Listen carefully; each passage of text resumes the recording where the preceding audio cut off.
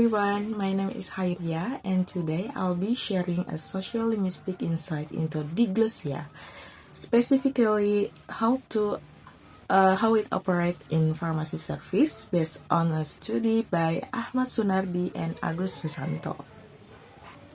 Did you ever walk into a pharmacy and notice how differently the pharmacist speaks to a teenager compared to an elderly person? Or did you know that the way we switch between language or speech level actually reflect different cultural value and social hierarchy? So, what is diglossia? Diglossia is situation where two variety or the same language or even different language are used by the same community depending on the social context.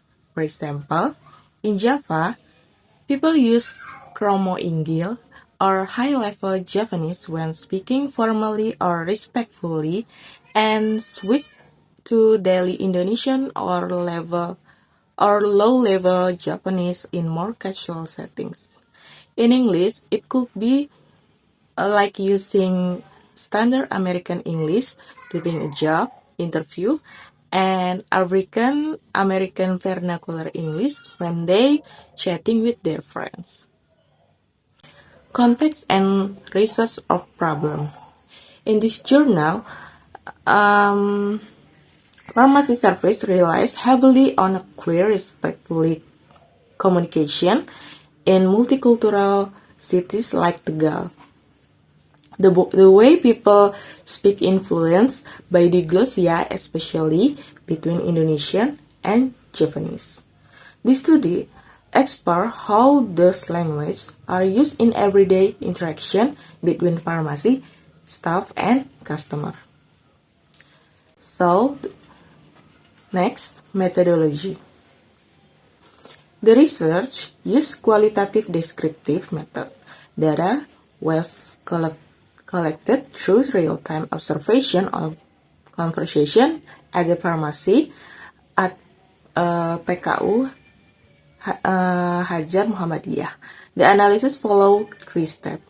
First, reducing the data by selecting relevant samples, and second, organizing them, then finally, interpreting and pattern of language use.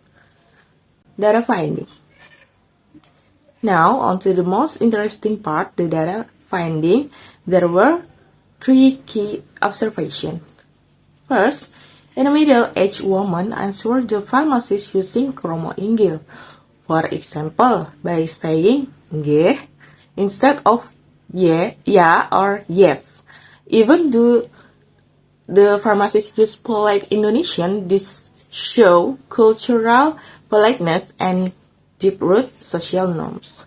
In the second, a young woman in the pharmacist who were about the same age spoke casually and directly. No formal language was used, and this tells us about dynamic peer-level communication. And third, with an elderly male, the pharmacist used repeated honorific like ya pak ya and explained everything carefully to the customer, and the customer respond with nggih, and this show mutual respect and cultural etiquette. What we can learn from this in this conversation show that diglossia is reflect more than just language skill, and it show age difference, social hierarchy, and a power relation. This study also prove that local language like Japanese and still have a strong influence even when the national language is dominant. Discussion and reflection. The study has many strengths. It uses real life data, it's culturally grounded, and this clearly to sociolinguistic theory and like diglossia and politeness. However, there are some limitations to the data is limited, just 3 cases, and it lacks input from interview, whether demographic data like gender or education. Despite this, it's highly relevant for professional training, especially in healthcare where communication must be both respectful and clear. Future research and suggestion. To build on this research, future studies could involve more pharmacists or explore dyslexia in other service sector. And we could also compare region, or for example, how Sundanese and Indonesian are used in West Java. And lastly, it will be fascinating to explore how dyslexia appears in digital healthcare service like chat-based consultation.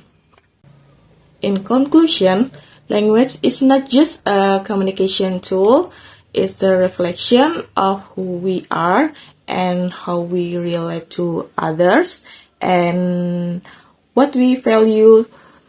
And this study helped us to appreciate the social dimension of a language in everyday professional space, especially in culturally rich setting like pharmacies in Java.